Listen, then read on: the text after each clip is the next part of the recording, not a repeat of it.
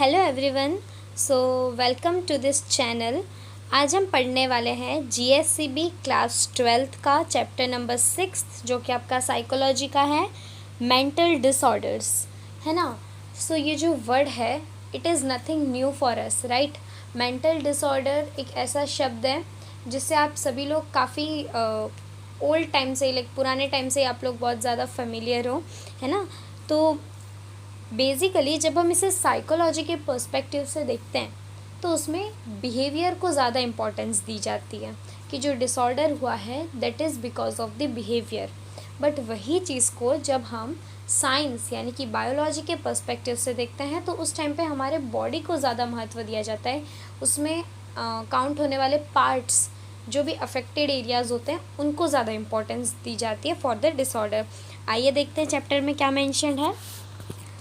So human beings' necessities, expectations, aspirations are unlimited, while the medium for satisfying them all are very limited. Humans in their life on and off experience contradictory situations like happy, unhappy, rise, fall, defeat, win, etc. In sad and contradictory situations that are in contrast to our expectations, a person loses his control on his emotions and feelings as well as natural and normal behaviour. कई बार situations ऐसे हो जाते हैं जिसमें हम जैसे daily behave करते हैं वैसे हम नहीं रह पाते, और एक ह्यूमन वांट जो होती है ना वो हमेशा अनलिमिटेड होती है। ये आपको पता होगा, आज ये है तो कल को कुछ और चाहिए। तो यहाँ पे वही बताया गया है। Now see, abnormal psychology studies Abnormal psychology studies the abnormalities seen in the behavior of an individual, in which the causes for the abnormal behavior and its treatment are shown. At a global level, WHO is associated with physical health. आपको WHO that is World Health Organization, right? तो world health organisation जो है उसका क्या basically work होता है कि वो आपको daily updates they regarding healthy lifestyle, regarding the new disease. अगर कोई जैसे कोविड के टाइम पे WHO ने बहुत इंपॉर्टेंट रोल प्ले किया था टू स्प्रेड अवेयरनेस, या लोगों के बीच कैसे इलनेस को ट्रीट करना है, क्या उसके कॉजेज़ हैं। तो ये सारी इन्फॉर्मेशन हमें WHO देता है regarding our physical health at a global level, not only to a single country but to the entire world. Okay, in the same way APA, underline this is very important, हम इसे underline करेंगे। APA बच्चों, APA का full form ये आता है exam में, so please underline this. APA which is American psychiatric association, है ना। अमेरिकन साइकेट्रिक, नाम में ही अमेरिकन है, कंट्री मेंशन है, साइकेट्रिक एसोसिएशन। देखो किससे एसोसिएट होता है ये, with the diagnosis and treatment of the mental disorders. हमारे शरीर में हो रहे मेंटल डिसऑर्डर्स को एक साइकोलॉजिकल पर्सपेक्टिव से कौन सा डिपार्टमेंट देख रहा है या फिर which country is associated with it, so वो है America, which is American psychiatric association. APA का फुल फॉर्म ज़रूर याद रखिएगा। In recent times psychological disorders are classified according to their symptoms and time duration. Yet again a very important point to underline. Okay, recent times में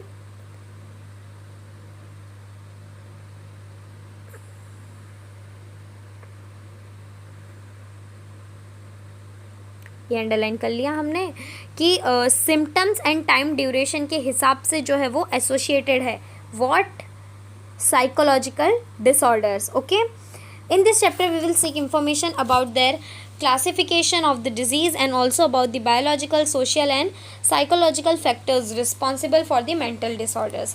ठीक है, चलिए देखते हैं what is abnormal behaviour.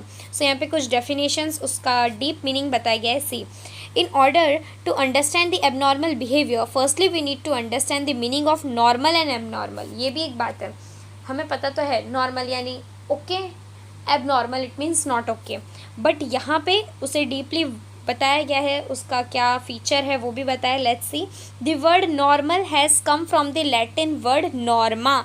Yet again a point to be noted, normal जो word है वो कहाँ से आया है, तो the word normal has come from the Latin word norma which means, इसका मीनिंग क्या होता है, see, which means carpenter's measure tape, इसका मीनिंग भी हम आगे अंडरलाइन कर लेंगे, which means carpenter's measuring tape.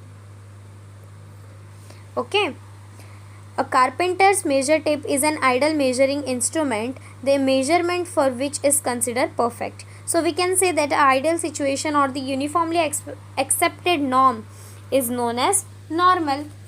जैसे जब मेज़रमेंट की बारी आती है किसी भी चीज़ के लिए, तो एक मेज़र टेप को प्रॉपरली कंसिडर किया जाता है for a proper measurement. In the same वे कोई भी आइडियल सिचुएशन में जो नॉर्म्स हमें कंपल्सरीली मतलब एक्सेप्ट करने ही होते हैं, उन नॉर्म्स को हम कहेंगे नॉर्मल. ठीक है. अब देखो, अब नॉर्मल क्या होता है, अब means away, away from normal, यानी जो नॉर्मल से कोसों दूर, भाई कोई नाता नहीं है इसका, तो उसे हम कहेंगे अब नॉर्मल, है ना. दूर दूर तक नॉर्मल से उनका कोई रिश्ता नहीं होता है. चलिए देखते हैं. सो अब normal means away from normal. ये भी एक इम्पॉर्टेंट पॉइंट है, so note it well. Abnormal means normal से कोसों दूर. It is difficult to specifically say that which behavior is normal and which is abnormal, as the concept of normal or abnormal varies in relation to age, caste, sex, society, etc. Example: a small child when loses his pencil becomes violent, cries loudly and becomes adamant, is to the some extent normal. But if a 25-year-old when loses his pen does the same behavior can be considered abnormal. भाई जाहिर सी बात है, अगर एक छोटा सा बच्चा है ना, उसकी कोई भी चीज़ खो जा रही है और वो उस चीज़ को लेके रो रहा है या जिद कर रहा है कि उसे वो चीज़ चाहिए, तो हम कहीं ना कहीं उसे नॉर्मल कंसिडर करेंगे. हालांकि हम उस बच्चे को हो सकता है समझाए कि तुम जो कर रहे हो ठीक नहीं है, तुम गुस्सा कर रहे हो, या हम उसे डांटे पीटे, लेकिन फिर भी कहीं ना कहीं हम ये कहेंगे कि भाई बच्चे ने सोचा कि नहीं उसकी चीज़ है. बट वही चीज़ के लिए अगर एक 25-year-old मैन रो रहा है, ठीक है, एक आदमी है जो 25 साल का हो चुका है और एक पेन गुम हो जाने पर वो रोए जा रहा है कि भाई मेरी पेन गुम हो गई, पेन गुम हो गई. So is it a normal behaviour? हम क्या बोलेंगे, छोटे बच्चे हो क्या? हम उन्हें भी यही बोलेंगे ना, are you a small kid that you are crying for just a pen, purchase a new one, है ना, क्या रो रहा है. चलो आगे देखते हैं क्या है. Usually behavior that is according to the society, culture and age is corresponding to the social norms and social expectations and also adjusted to its environment is known as normal behavior.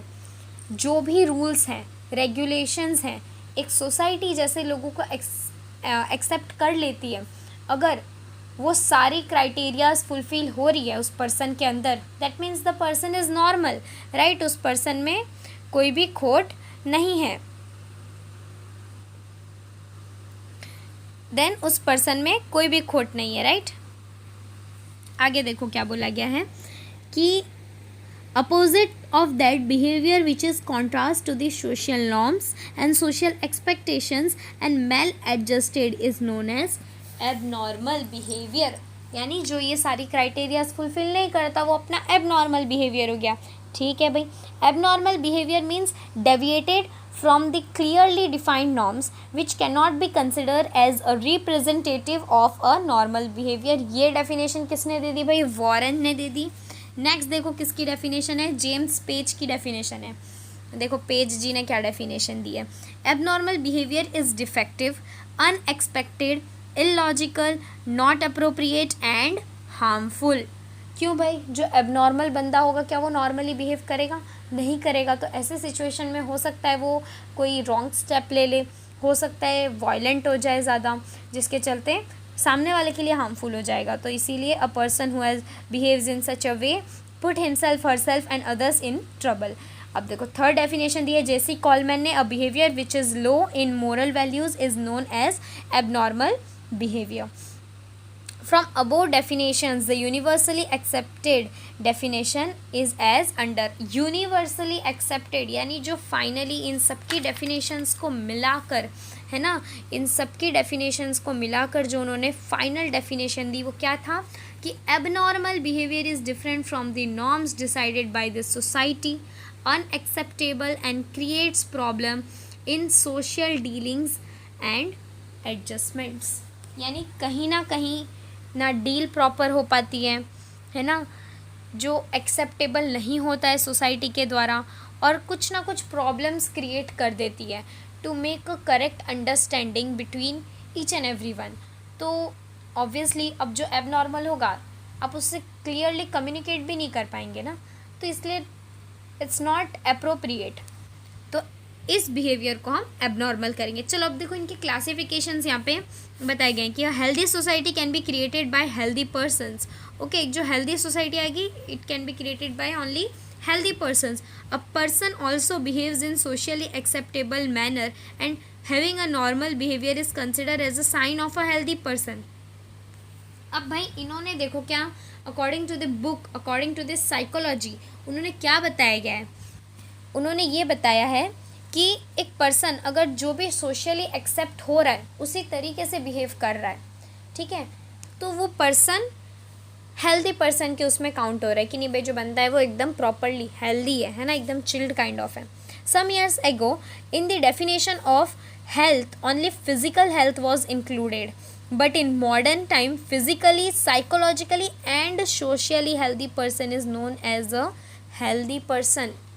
देखो भाई healthy person को ऐसा नहीं कि आपने देख लिया शरीर से एकदम भीम जैसी शरीर है उसकी, है ना, बॉडी से एकदम वो परफेक्ट दिख रहा है, लेकिन ना तो वो साइकोलॉजिकली फिट है ना वो सोशली फिट है, ठीक है। अब साइकोलॉजिकली फिट यानी क्या होता है, उसका बिहेवियर, उसके जो भी माइंड के अंदर चल रहा है, सब अलग अलग थॉट्स उसके दिमाग में आ रहे हैं, so that is known as psychological behaviour. और सोशल में क्या इंक्लूड होता है, द सोसाइटी। सोसाइटी तुम्हें किस तरीके से देख रही है, तुम्हारा बिहेवियर लोगों के साथ कैसा है, आपस में तुम कैसे रह रहे हो in a society, how do communicate with each other, तो वो सोशली एक्सेप्टेड हो गया। ठीक है भाई, क्लियर हो गया। देखो at an international level various organisations are associated with the classification of mental disorders. पहला जो है वो है WHO, ऑलरेडी हमने पढ़ा। इंटरनेशनल लेवल पे जो दो ऑर्गेनाइजेशंस है, पहला है उसमें WHO और दूसरा है APA, जो हम ऑलरेडी पीछे पढ़ चुके हैं, आपका अमेरिकन साइकेट्रिक एसोसिएशन। देखो ये जो वर्ड है ना कि सिर्फ इस चैप्टर में, आई थिंक आने वाले कुछ चैप्टर्स में भी है, और ऑलरेडी जो पीछे कंप्लीटेड चैप्टर्स हैं उसके अंदर भी ये है, ये वर्ड APA। तो इसका तो आप प्लीज़ खास करके इसको बिठाई लो, कुछ नहीं तो MCQ या वन वर्ड में ज़रूर आएगा ये question. Okay, the classification given by WHO is known as ICD, that is international classification of disease. Please underline कीजिए इसको कि the classification of WHO is known as ICD, which is International Classification of Disease, and classification published by APA is known as DSM। देखो ये DSM word अपने दिमाग में बिठा लेना, क्योंकि ये आगे बहुत बार यूज़ होगा इसी चैप्टर के अंदर। What does it mean, what its uses and all things are given, so please ये अपने माइंड में बिठा लो। Again yet another important to be noted, okay। APA is known as DSM, मतलब APA ने जो क्लासिफिकेशन दिया, देखो दो क्लासिफिकेशन है, पहला जो WHO ने दिया जिसको हम कहेंगे ICD, international classification of disease, दूसरा जो DSM दिया गया बाय APA ने कौन सा दिया, DSM, जिसका फुल फॉर्म है diagnostic and statistical manual of mental disorder. Okay, underline this. Both ICD and DSM are helpful internationally for classifying the disease on the basis of their symptoms and also providing a proper diagnosis। देखो उन्होंने क्या बोला, इन्होंने जब classify किया इन disease को, किन basis पे क्लासीफाई किया, on the basis of their symptoms, कि भाई इनके सिम्टम्स क्या है। जैसे अगर मान लो किसी पर्सन को WBC की कमी है, ठीक है, वाइट ब्लड सेल्स, या उसके प्लेटलेट में कमी है या RBC में कमी है, तो हम कैसे पता कर लेते हैं कि भाई इसके प्लेटलेट कम है यानी इसको डेंगू हुआ है, राइट। सिंपल, अगर किसी को फीवर है तो शरीर तप रहा होगा, हो सकता है उसे कोल्ड हो सकता है उसका सर भारी हो, बॉडी में पेन हो, तो ये सारे सिम्टम्स होते हैं, राइट। तो उसी तरह से यहाँ पे भी क्लासिफिकेशन जब दिया गया तो उसके सिम्टम्स पे ज़्यादा मतलब ध्यान दिया गया। इन 1948 the ICD-6 was published by WHO, ठीक है, उसका 6th फॉर्म पब्लिश किया गया किसके द्वारा? WHO। क्यों WHO करेगा? क्योंकि वो WHO का ही क्लासिफिकेशन है, वो जो WHO ऑर्गेनाइजेशन है उसी ने ICD को क्लासीफाई किया है ना, ठीक है। तो उसका 6th form was publish by WHO in which first time classification of mental disorder along with physical disorder was provided, ठीक है। मेंटल डिसऑर्डर के साथ साथ फिजिकल डिसऑर्डर भी प्रोवाइड किया गया, किसमें? ICD-6 में। तो ये क्वेश्चन भी आ सकता है, प्लीज़ अंडरलाइन इट, कि इन द ईयर 1948, कौन से साल में? तो 1948 में ICD-6 was publish by WHO, है ना, फॉर द फर्स्ट टाइम, जिसमें क्लासिफिकेशन ऑफ मेंटल डिसऑर्डर्स भी गिवन था along with physical disorders, okay.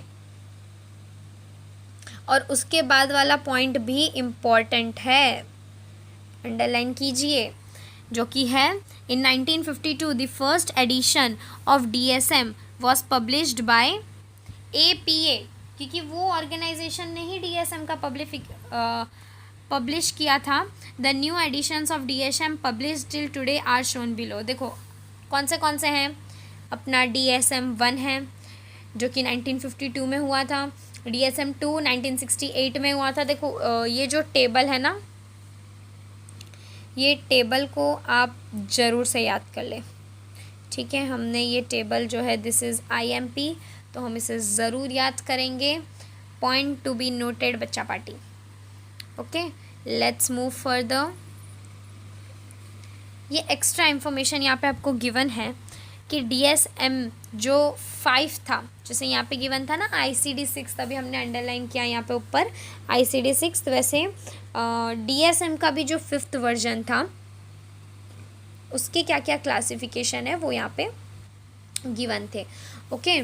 Neuro development disorders, फिर यहाँ पे intellectual disabilities, communication disorder, autism spectrum disorder, attention, ठीक है। सो यहाँ पे कुछ गिवन है। और उसी के साथ साथ यहाँ पर जो नेक्स्ट है, ये देखो यहाँ पे,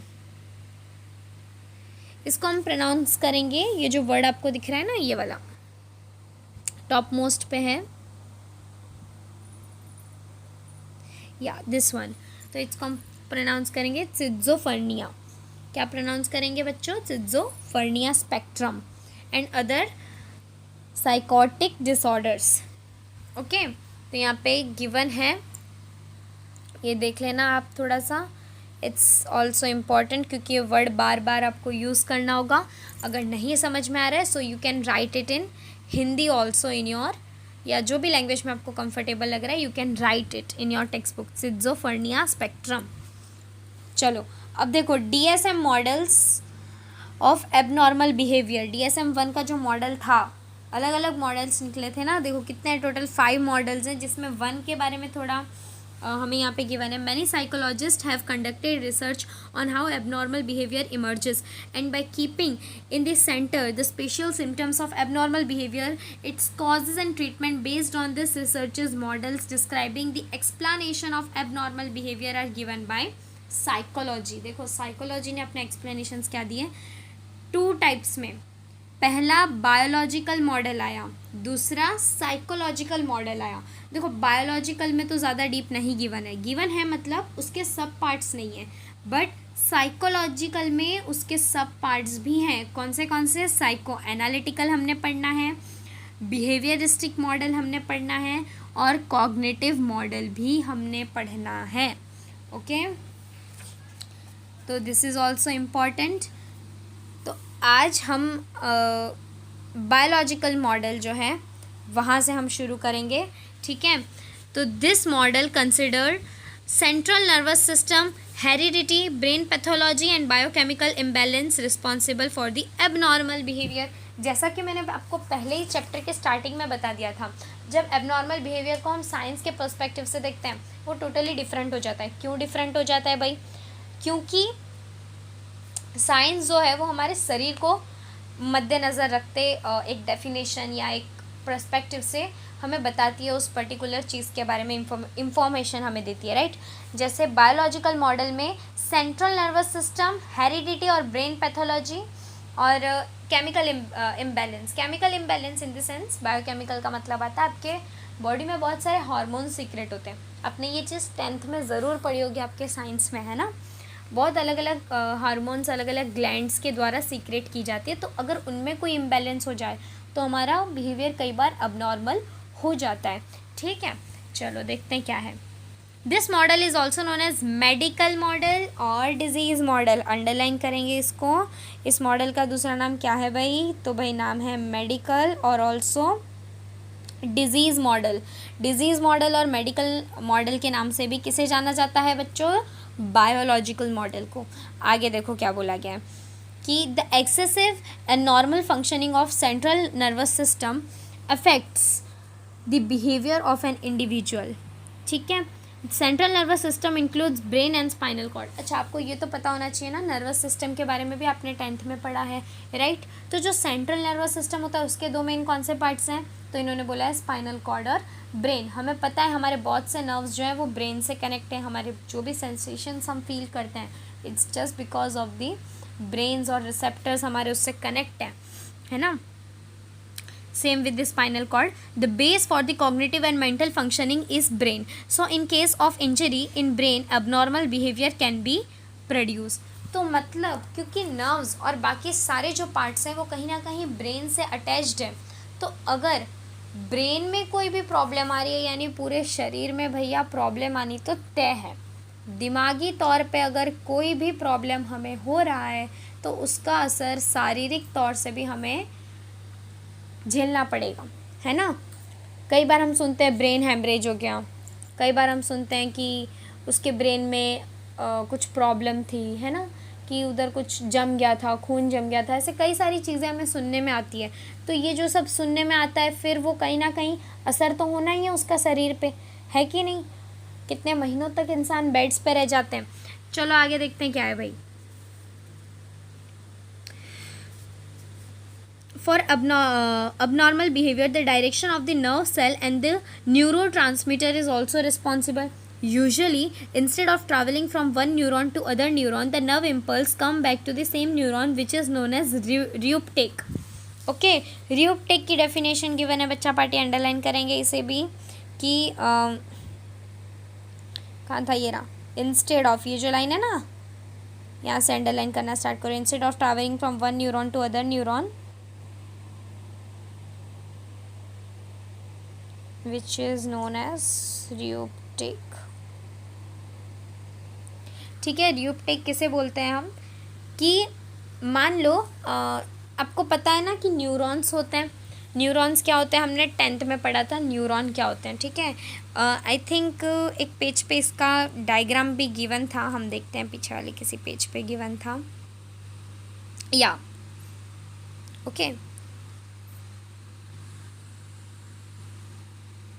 This is neuron.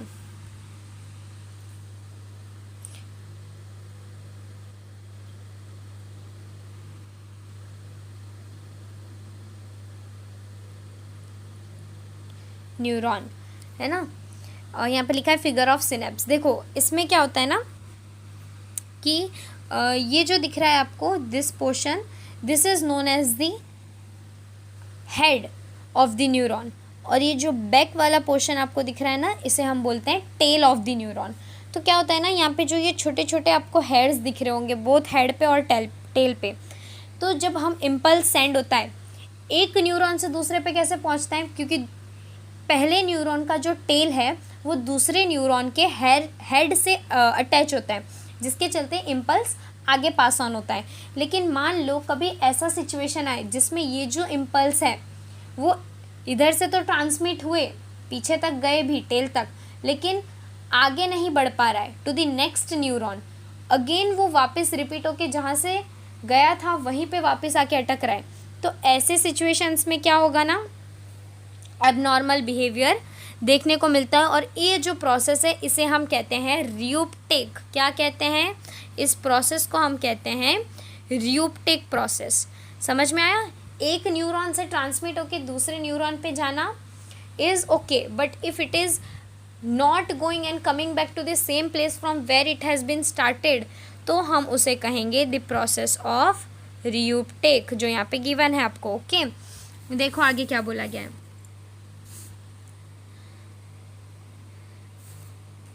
To some extent, heredity is an important causal factor for abnormal behavior. The genes inherited by the parents transmit the heredity, in which, along with the physical characteristics, psychological disorders or abnormalities are also transmitted.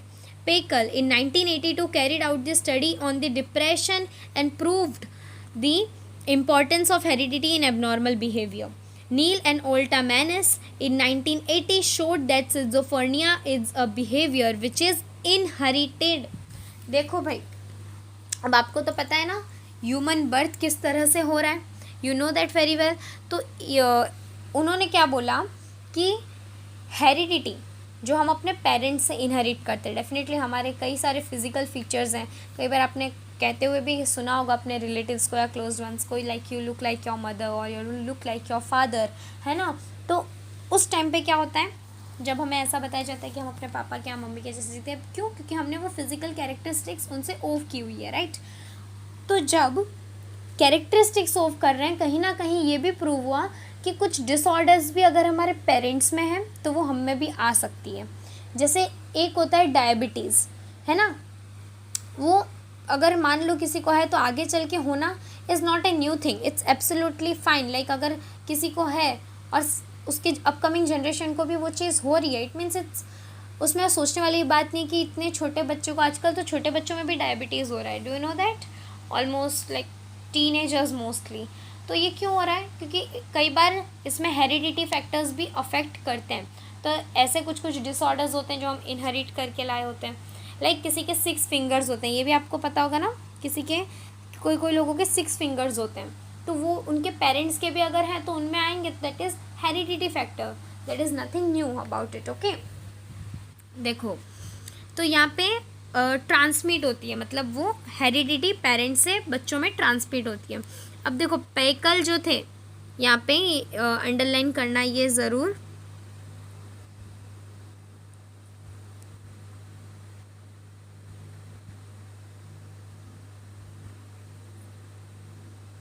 या underline this thing. तो इन्होंने क्या बोला, देखो पैकल ने ये समझाया हमें, एक स्टडी कैरिड की उन्होंने किस पे, डिप्रेशन पे, और उन्होंने ये प्रूव किया the importance of heredity in abnormal behaviour. तो डिप्रेशन होना यानी कहीं ना कहीं एक एबनॉर्मलिटी शो करता है, तो उसमें उन्होंने कहा कि ये हेरिडिटी फैक्टर भी अफेक्ट करता है। सेम चीज़ नील एंड ओल्टा मैनस ने 1980 में कैरिड किया था, जिसमें उन्होंने बताया शिज़ोफ्रेनिया इज़ अ बिहेवियर जो कि इनहेरिट होता है, जो हमने अभी पढ़ा कुछ समय पहले शिज़ोफ्रेनिया। तो उन्होंने बोला ये एक ऐसा डिसऑर्डर है जो कि इनहेरिट होता है, अगर पेरेंट्स में तो बच्चों में आना इट्स ठीक है, मतलब बच्चों में वो चीज़ आ सकती है। Mental retardation is also genetically transmitted mental deficiency. The studies conducted by Coleman shows that if a parents are having abnormal behavior or suffering from some disorder, then probability of the similar kind of abnormalities in the blood relation increases. यानी यही चीज़ उन्होंने समझाने की कोशिश की, अगर parents में है तो बच्चों में होना, या किसी भी रिलेटिव्स में जो कि ब्लड रिलेशन से कनेक्टेड है उनमें होना, ये चीज़ कॉमन है, राइट।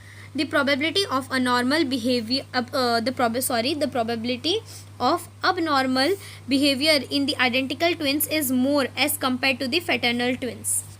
देखो आइडेंटिकल ट्विंस और फैटर्नल ट्विंस, इट मीन्स व्हाट, जैसे कुछ ट्विंस को आपने देखा होगा ना, दिखते भी सेम है, उनकी आवाज़ भी सेम होती है, जैसे बॉय बॉय हुए या गर्ल गर्ल हुए, so most of them might look same, okay.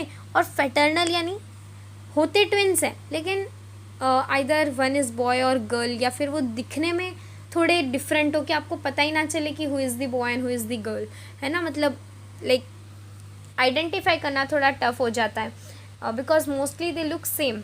तो उन्होंने क्या बोला कि फैटर्नल ट्विंस के कंपेयर्ड में जो जस्ट वेट सॉरी, फैटर्नल ट्विंस के कंपैरिजन में अगर हम देखें आइडेंटिकल ट्विंस में ये चीज़ ज़्यादा देखने को मिलती है एबनॉर्मल बिहेवियर। जैसे इसका बेस्ट एग्जांपल अगर मैं आपको दूँ बच्चों, तो वो है जुड़वा 2 मूवी, आपने देखा होता है ना, दो वरुण धवन होते हैं उसमें, राइट। तो जब एक यहाँ पे किसी को चांटा मार रहा होता है तो दूसरा अगर नॉर्मली भी है तो वो अपने आप उसका हाथ उठ जाता है। सो दैट इज़ ऑल्सो एक गुड एग्जाम्पल। अगर आपके पास कोई एग्जाम्पल है तो आप मुझे बता सकते हैं कमेंट सेक्शन में, है ना। तो इस तरह से ट्विंस में देखने को मिलता है, ये बताया गया। If one child from the identical twins is suffering from manic depressive disorder, there is 95.7% probability of having the same problem in the other child. It indicates the strength of the heredity factor, और ये बताता है कि heredity factor जो है वो एक बहुत इंपॉर्टेंट रोल प्ले करता है ना। अब देखो, the defective genes affected the endocrine glands metabolism processes and enzymes. No pair of genes number 13, 17 and 21 due to deficiency of shortcoming of thyroxine hormone secreted from the thyroid gland. ये आपको पता होना चाहिए, 10th में ये चीज़ हमने पढ़ी थी कि थायराइड ग्लैंड से थायरोक्सिन जो हार्मोन होता है वो सिक्रेट होता है। The mental retardation known as cretinism occurs, ठीक है, ये अंडरलाइन कर लो, इम्पॉर्टेंट है कि मेंटल डिसऑर्डर्स के चलते ये वाला due to deficiency of the short come, या फिर मतलब डेफिशिएंसी या फिर अगर कम थायरोक्सिन सिक्रेट हो रहा है थायराइड ग्लैंड से, the mental retardation known as cretinism occurs, ठीक है, क्रिटिनिज्म अकर होता है। The abnormality of the hormone of the adrenal gland which is responsible for the response to emotions can produce some mental disorders too. Because of the presence of enzymes, the chemical processes oscillates. Its deficiency can have negative impact on the metabolism processes. Obstacle in the metabolism processes of the brain can cause mental disorders like epilepsy and pyruvik oligophrenia. Okay. यहाँ पे कुछ कुछ names given है जो कि metabolism processes of brains can cause. Okay, modern biological model give more importance to the biochemical processes and brain functions along with heredity. ये modern biological model ने जो है वो स्टेट किया है। For paralysis, delusions, Alzheimer's disease, memory loss etcetera, brain diffusion is responsible in our body. Dopamine or non-epinephrine, serotonin, GABA etc. biochemicals are present. देखो कौन से बायोकेमिकल हमारे अंदर प्रेजेंट है, ये एक बहुत इंपॉर्टेंट चीज़ आई है इन आवर बॉडी। ये वाला अंडरलाइन कर लो, ये क्वेश्चन पूछ सकते हैं which biochemicals are present in our body, तो आप ये लिख सकते हो, ठीक है। कौन से हैं? Dopamine, non epinephrine, serotonin and GABA, GABA. The irregularity of these chemicals can cause abnormal behavior and mental disorders. Example, change in the amount of dopamine can cause schizophrenia. देखो schizophrenia किससे होता है? Change in the amount of dopamine. ये जो biochemical अगर इससे मान लो कि थोड़ी इसकी कमी हो जा रही है या बढ़ जा रहा है, तो उससे कौन सी डिजीज़ हो जाएगी हमें? schizophrenia. Changes in GABA is responsible for anxiety disorders. Serotonin plays an important role in combat and emotional disorders.